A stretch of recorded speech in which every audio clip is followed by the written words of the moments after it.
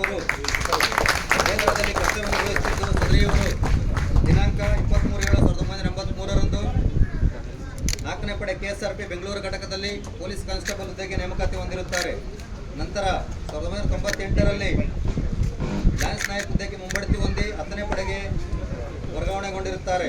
ನಂತರ 1ನೇ ಪಡೆಗೆ ಕೋರಿಕೆ ಮೇರೆಗೆ ವರ್ಗಾವಣೆ ಬಂದು ನಂತರ 2001ರಲ್ಲಿ ಹೆಡ್ ಕಾನ್ಸ್ಟೇಬಲ್ ಹುದ್ದೆಗೆ ಮುಂಬಡ್ತಿ ಹೊಂದಿ 10ನೇ ಪಡೆ ಶಿಗ್ಗಾವಿಗೆ ಮರಳಿ ವರ್ಗಾವಣೆ ಹೊಂದಿರುತ್ತಾರೆ.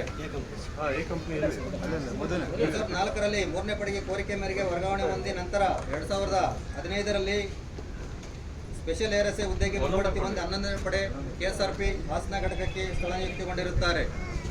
2016ರಲ್ಲಿ ಕೋರಿಕೆ ಮೇರೆಗೆ 1ನೇ ಪಡೆಗೆ ವರ್ಗಾವಣೆ ಹೊಂದಿ 2020ರಲ್ಲಿ ಸ್ಪೆಷಲ್ RSI ಹುದ್ದೆಗೆ ಮುಂಬಡ್ತಿ ಹೊಂದಿರುತ್ತಾರೆ.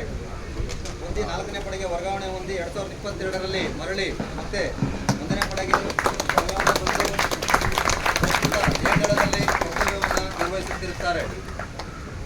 ಸದರಿಯವರು ತಮ್ಮ ಸೇವಾವಧಿಯಲ್ಲಿ ಮೇಲಾಧಿಕಾರಿಯವರು ಸೂಚಿಸಿದ ಕರ್ತವ್ಯಗಳನ್ನು ಶಿಸ್ತಿನಿಂದ, ಸಂಯಮದಿಂದ ಮತ್ತು ಶ್ರದ್ಧೆಯಿಂದ ನಿರ್ವಹಿಸಿ ಮೆಚ್ಚುಗೆಗೆ ಪಾತ್ರರಾಗಿರುತ್ತಾರೆ.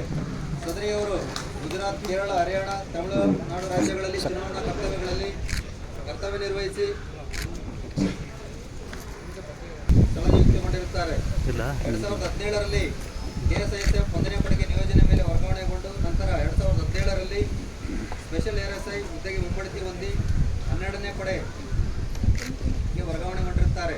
ನಂತರ KSISF 1ನೇ ಪಡೆ ಕರ್ತವ್ಯ ನಿರ್ವಹಿಸಿ 2024ರಲ್ಲಿ ಸ್ಪೆಷಲ್ RSI ಹುದ್ದೆಗೆ ಮುಂಬಡ್ತಿ ಹೊಂದಿ 1ನೇ ಪಡೆಗೆ ವರ್ಗಾವಣೆಗೊಂಡಿರುತ್ತಾರೆ. ಇವರು ಪಡೆಯ ಕಂಟ್ರೋಲ್ ರೂಮಲ್ಲಿ ಕರ್ತವ್ಯ ನಿರ್ವಹಿಸುತ್ತಿರುತ್ತಾರೆ. ಸದರಿಯವರು ತಮ್ಮ ಸೇವಾವಧಿಯಲ್ಲಿ ಸಾಮಾನ್ಯ ಕರ್ತವ್ಯ, ಕಂಟ್ರೋಲ್ ರೂಮ್ ಕರ್ತವ್ಯ ಹಾಗೂ 28 ವರ್ಷಗಳ ಕಾಲ STF ಘಟಕದಲ್ಲಿ ಕರ್ತವ್ಯ ನಿರ್ವಹಿಸಿ ಹಿರಿಯ ಅಧಿಕಾರಿಗಳ ಪ್ರಶಂಸನೆಗೆ ಪಾತ್ರರಾಗಿರುತ್ತಾರೆ. ಸದರಿಯವರು ಒಟ್ಟು 37 ವರ್ಷಗಳ ಕಾಲ ಶ್ರದ್ಧೆಯಿಂದ ಕರ್ತವ್ಯವನ್ನು ನಿರ್ವಹಿಸುತ್ತಾರೆ. ಕರ್ತವ್ಯವನ್ನು ನಿರ್ವಹಿಸುತ್ತಿರುತ್ತಾರೆ.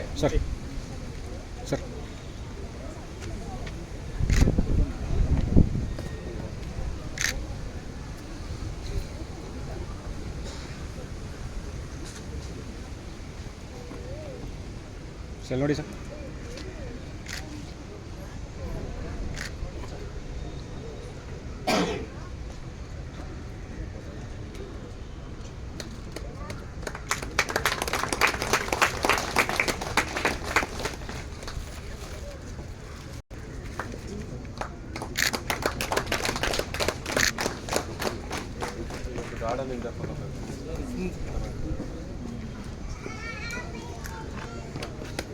ಸದರಿಯವರು ತಮ್ಮ ಸೇವಾವಧಿಯಲ್ಲಿ ಮೇಲಾಧಿಕಾರಿಯವರು ಸೂಚಿಸಿದಂಥ ಕರ್ತವ್ಯಗಳನ್ನು ಶಿಸ್ತಿನಿಂದ, ಸಂಯಮದಿಂದ ಪಾಲಿಸಿ ಮೇಲಾಧಿಕಾರಿಗಳ ಪ್ರಶಂಸನೆಗೆ ಪಾತ್ರರಾಗಿರುತ್ತಾರೆ.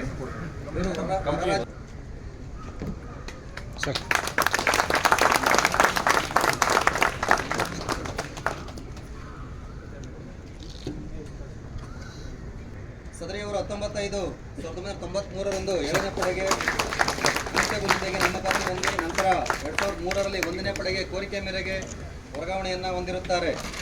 ನಂತರ 2016ರಲ್ಲಿ ಹೆಡ್ ಕಾನ್ಸ್ಟೇಬಲ್ ಹುದ್ದೆಗೆ ನೇಮಕಾತಿ ಹೊಂದಿ ಹೆಡ್ ಕಾನ್ಸ್ಟೇಬಲ್ ಹುದ್ದೆಗೆ ಮುಂಬಡ್ತಿ ಹೊಂದಿ 1ನೇ ಪಡೆ KSRP ಬೆಂಗಳೂರು ಘಟಕಕ್ಕೆ ಸ್ಥಳ ನಿಯುಕ್ತಿಗೊಂಡಿರುತ್ತಾರೆ. ನಂತರ 2021ರಲ್ಲಿ ಸ್ಪೆಷಲ್ ARSI ಹುದ್ದೆಗೆ ಮುಂಬಡ್ತಿ ಹೊಂದಿ 9ನೇ ಪಡೆ ಬೆಂಗಳೂರು ಘಟಕಕ್ಕೆ ಸ್ಥಳ ನಿಯುಕ್ತಿಗೊಂಡಿರುತ್ತಾರೆ. ನಂತರ 2023ರಲ್ಲಿ ಸ್ವಂತ ಕೋರಿಕೆ ಮೇರೆಗೆ 1ನೇ ಪಡೆಗೆ ವರ್ಗಾವಣೆ ಹೊಂದಿ ಪ್ರಸ್ತುತ ಎ ದಳದಲ್ಲಿ ಕರ್ತವ್ಯವನ್ನು ನಿರ್ವಹಿಸುತ್ತಿರುತ್ತಾರೆ. ಸದರಿಯವರು ತಮ್ಮ ಸೇವಾವಧಿಯಲ್ಲಿ ಮೇಲಾಧಿಕಾರಿಯವರು ಸೂಚಿಸಿದಂಥ ಸಾಮಾನ್ಯ ಕರ್ತವ್ಯಗಳನ್ನು ಶಿಸ್ತಿನಿಂದ ನಿರ್ವಹಿಸಿರುತ್ತಾರೆ ಹಾಗೂ ಹೊರರಾಜ್ಯ ಚುನಾವಣಾ ಕರ್ತವ್ಯಗಳನ್ನು ಕರ್ತವ್ಯ ನಿರ್ವಹಿಸಿ ಹಿರಿಯ ಅಧಿಕಾರಿಗಳ ಪ್ರಶಂಸನೆಗೆ ಪಾತ್ರರಾಗಿರುತ್ತಾರೆ.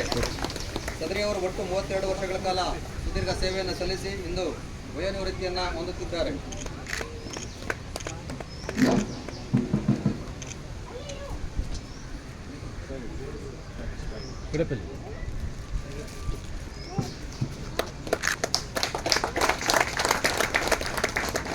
ಓಕೆ. ನಂತರ 1999ರಂದು ಸರ್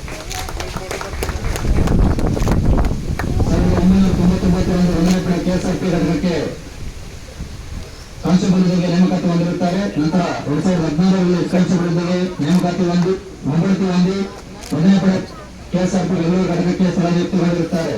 ಪ್ರಸ್ತುತ ಡಿದಳದಲ್ಲಿ ಸಾಮಾನ್ಯ ಕರ್ತವ್ಯವನ್ನು ನಿರ್ವಹಿಸುತ್ತಿರುತ್ತಾರೆ. ಸರಿಯವರು ತಮ್ಮ ಆರೋಗ್ಯದ ಸಮಸ್ಯೆಯಿಂದ ಇಂದು ಸ್ವಯಂ ನಿವೃತ್ತಿಯನ್ನ ಹೊಂದುತ್ತಿರುತ್ತಾರೆ.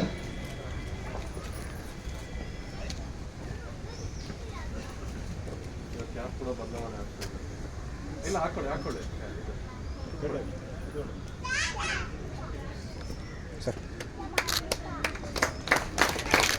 ಓಕೆ ಎಷ್ಟು ವರ್ಷ ಮುಂಚೆ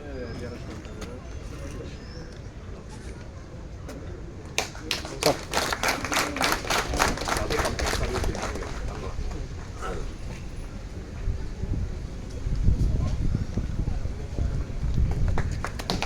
ಸಭೆಯವರು ತಮ್ಮ ಸಹೋದರಿಯಲ್ಲಿ ಮೇಲಾಧಿಕಾರಿಗಳು ಸೂಚಿಸಿದಂತಹ ಸಾಮಾನ್ಯ ಕರ್ತವ್ಯಗಳ ಜೊತೆಗೆ ಹೊರರಾಜ್ಯಗಳಲ್ಲಿ ಚುನಾವಣಾ ಕರ್ತವ್ಯಗಳನ್ನು ನಿರ್ವಹಿಸಿ ಹಿರಿಯ ಅಧಿಕಾರಿಗಳ ಪ್ರಶಂಸೆಗೆ ಪಾತ್ರರಾಗಿರುತ್ತಾರೆ.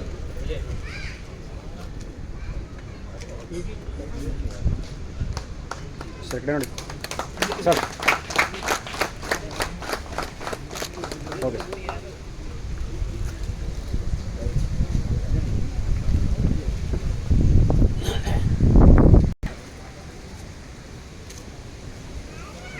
ಮುಂದಿನವರಾಗಿ ವೆಂಕಟೇಶ್ವರ ನಾಯಕ್, ಅನಾಯಿ ಜಮಾದಾರ್ 70 ಡಿದಳ. ಸಭೆಯವರು ದಿನಾಂಕ 29/9/1984ರಂದು 4ನೇ ಪಡೆ ಕೆಎಸ್ಆರ್ಪಿ ಬೆಂಗಳೂರು ಘಟಕಕ್ಕೆ ಅನ್ಯಾಯ ಹುದ್ದೆಗೆ ನೇಮಕಾತಿ ಹೊಂದಿರುತ್ತಾರೆ. ನಂತರ ಅನ್ಯಾಯ ಜಮಾದಾರಾಗಿ 2018ರಲ್ಲಿ ಮುಂಬಡ್ತಿ ಹೊಂದಿ 1ನೇ ಪಡೆಗೆ ವರ್ಗಾವಣೆಗೊಂಡಿರುತ್ತಾರೆ. ಪ್ರಸ್ತುತ ಇವರು ಡಿದಳದಲ್ಲಿ ಕರ್ತವ್ಯ ನಿರ್ವಹಿಸುತ್ತಿದ್ದು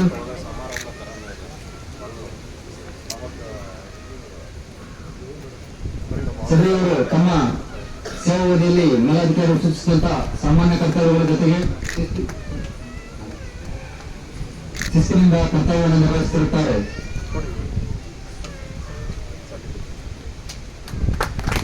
ಸಭೆಯವರು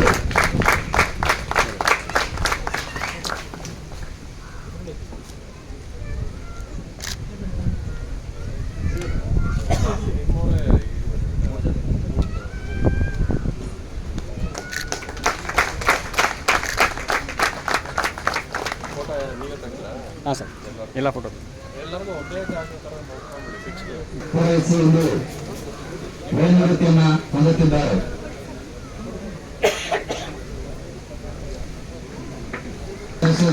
ಹಾಗೂ ಸನ್ಮಾನವನ್ನು ನೆರವೇರಿಸಿಕೊಟ್ಟಂತ ರೆಡಿ ಕ್ಯಾಮ್ರಾ ನೋಡಿ ಸರ್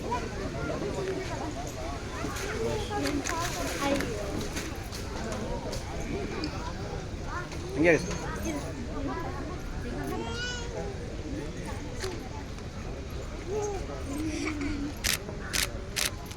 ಓಕೆ ಸರ್ ಎಲ್ಲ ಕ್ಯಾಮ್ರಾ ನೋಡಿ ಸರ್ ಸ್ವಲ್ಪ ಇನ್ನೂ ಸ್ವಲ್ಪ ಈ ಕಡೆ ಬನ್ನಿ ಸರ್ ನೀವು ಸರ್ ಸ್ವಲ್ಪ ಹಿಂದ್ಗಡೆ ಬಂದ್ಬಿಡಿ ಪೂರ್ತಿ ಕವರ್ ಆಗ್ತಾ ಇಲ್ಲ ಬರ್ರಿ